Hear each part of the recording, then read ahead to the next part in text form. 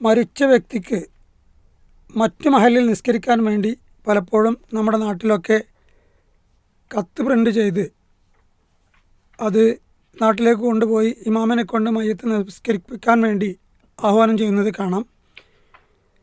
ഇതിന് പ്രമാണങ്ങളിൽ വല്ല രേഖയുമുണ്ടോ എന്നാണ് ചോദ്യം.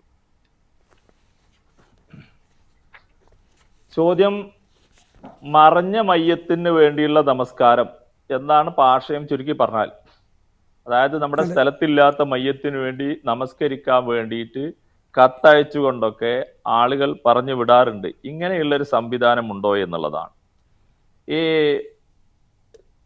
അഭാവത്തിലുള്ള, അതായത് സ്ഥലത്തില്ലാത്ത മയ്യത്തിന് വേണ്ടി നബി സല്ലല്ലാഹു അലൈഹി വസല്ലം നമസ്കരിച്ച ഒറ്റ സംഭവമാണ് നമുക്ക് ഹദീസുകളിൽ കാണാൻ കഴിയുക. ഇമാം ബുഖാരി അവിടുത്തെ സഹീഹിൽ 1320 നമ്പർ ഹദീസിൽ നമ്മെ പഠിപ്പിക്കുന്നത്, എത്യോപ്യയിലെ നജ്ജാശി രാജാവ് മരണപ്പെട്ടപ്പോൾ നബി സല്ലല്ലാഹു അലൈഹി വസല്ലം തങ്ങൾക്ക് അള്ളാഹുവിൽ നിന്ന് വഹി വന്നു, ഇങ്ങനെ ഒരാൾ മരണപ്പെട്ടിട്ടുണ്ട് എന്ന്.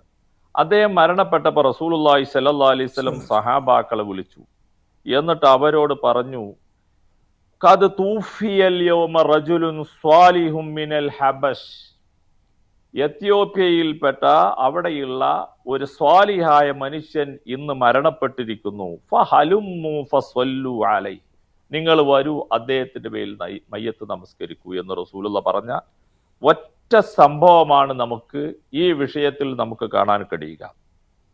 മഹാനായ ജാബിർ ബിൻ അബ്ദുള്ള റളിയല്ലാഹു അൻഹു പറയുകയാണ്, ഞങ്ങളെല്ലാവരും അപ്പോൾ സഫ് കെട്ടി നബി സല്ലല്ലാഹു അലൈഹി വസല്ലം തങ്ങളുടെ സഫിൽ, കുന്തു ഫി സഫി സാനി, രണ്ടാമത്തെ സഫിൽ ഞാൻ ഉണ്ടായിരുന്നു എന്ന് ജാബിർ ബിൻ അബ്ദുള്ള റളിയല്ലാഹു അൻഹു പറയാം. ഇങ്ങനെ ഒരൊറ്റ സംഭവമാണ് നമുക്ക് കാണാൻ കഴിയുക.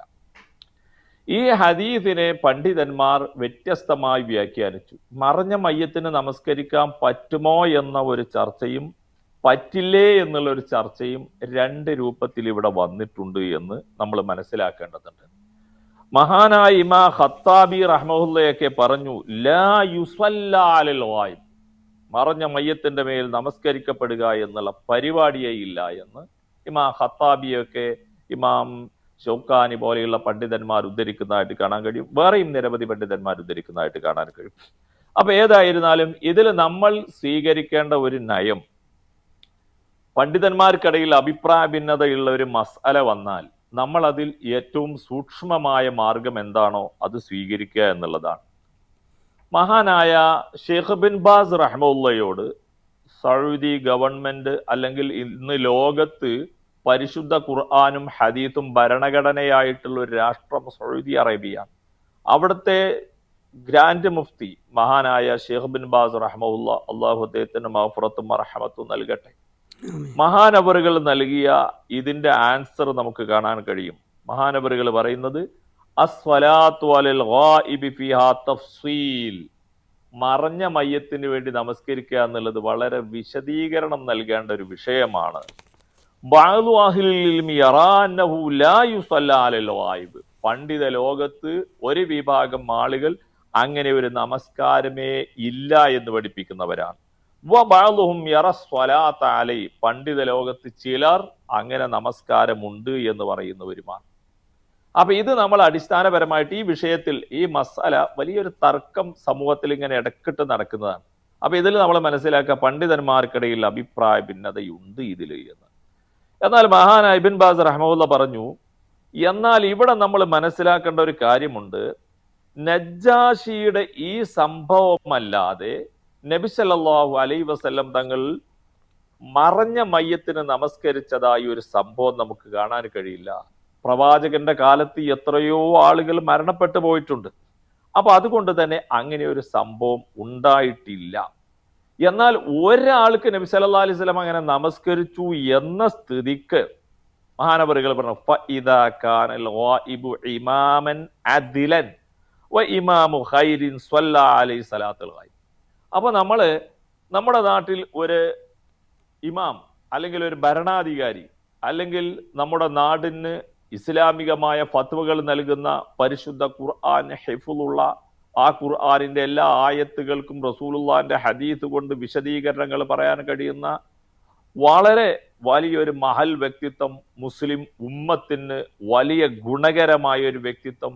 എല്ലാ വിശ്വാസികളും ഒരു പ്രശ്നമുണ്ടായാൽ അദ്ദേഹത്തിന്റെ അഭിപ്രായം സ്വീകരിക്കും. ആ നാടിന്റെ കലാപങ്ങളായാലും എന്തായാലും അദ്ദേഹത്തിന്റെ വാക്കിൽ, ആ പണ്ഡിതന്റെ വാക്കിൽ ആ ആളുകൾ ഒരു കോഴിക്കുട്ടികൾ ആ തള്ളയുടെ കീഴിൽ നിൽക്കുന്നത് പോലെ അത്രയും ശാന്തരാക്കി ഒരു നാടിനെ നയിക്കുന്ന ഒരു നായകനാണെങ്കിൽ, അതുപോലെയുള്ള പണ്ഡിതന്മാരോ അതുപോലെയുള്ള ഭരണാധികാരികളോ മരണപ്പെട്ടാൽ അവർക്ക് വേണ്ടി മറഞ്ഞ മയ്യത്തിന് നമസ്കരിക്കുക എന്നുള്ളത് ഈ ഹദീസിൽ നിന്ന് നമുക്ക് മനസ്സിലാക്കാൻ കഴിയുന്നു. എന്നാൽ അമ്മ അഫ്രാദുന്നാസ് ഫലാ തുശ്റഉ സ്വലാത്തു അലൈഹിം, എന്നാൽ ഏത് വ്യക്തി മരണപ്പെട്ടാലും അവർക്കൊക്കെ വേണ്ടി ഇങ്ങനെ നമ്മുടെ നാട്ടിൽ കാണുന്നത് പോലെ ഈ കത്തടിച്ച് വിടുക എന്നുള്ള പരിപാടി, അത് അങ്ങനെ ഒരു നിയമം നമുക്ക് കാണാൻ കഴിയില്ല എന്നാണ് അദ്ദേഹം ഒക്കെ നൽകിയ ഫത്വ. സത്യത്തിൽ ആ വിഷയത്തെ നമ്മൾ അങ്ങനെയാണ് കാണുന്നത്. റസൂലുള്ള നമസ്കരിച്ചു, ഒറ്റ ആളുടെ പേരിൽ നമസ്കരിച്ചു. ആ ആളുടെ വ്യക്തിത്വം എന്താണ്? റസൂലുള്ളാഹി സ്വല്ലല്ലാഹി അലൈഹി വസല്ലം തങ്ങളുടെ സഹാബാക്കള് മക്കയിൽ നിൽക്കക്കള്ളി ഇല്ലാതെ നിൽക്കുമ്പോൾ അവർക്ക് അഭയം തേടാൻ വേണ്ടി അവർ ഹബശയിലേക്കാണ് പോയത്. അവിടെ എത്തിയപ്പോൾ ആ രാജാവിന്റെ അടുക്കൽ ഇസ്ലാമിന്റെ ശത്രുക്കൾ തെറ്റായ പ്രചരണം നടത്തി ഹിജറ പോയ ആളുകളെ വളരെ മോശമായി ചിത്രീകരിച്ചു കൊടുത്തിട്ടും ആ രാജാവ് ഇവരെ സ്വീകരിച്ചു, ഇവർക്ക് സംരക്ഷണം നൽകി. അതുകൊണ്ട് തന്നെ വളരെ ഗുണകരമായ ഒരു വ്യക്തിത്വം മരണപ്പെട്ടപ്പോൾ പ്രവാചകൻ അത് ചെയ്തതിന്റെ പേരിൽ നമുക്കും അതുപോലെ ചെയ്യാവുന്നതാണ് എന്ന ഫത്വയാണ് അദ്ദേഹം നൽകിയത്. അതിനോട് അനുഗുണമായ ഫത്വകൾ നിരവധി നമുക്ക് കാണാൻ കഴിയും. അപ്പൊ ഏതായിരുന്നാലും ഇങ്ങനെയാണ് ഇത് വ്യാപകമായുള്ള നമസ്കാരം എന്നുള്ളത് ഇല്ല എന്ന് നാം മനസ്സിലാക്കുക.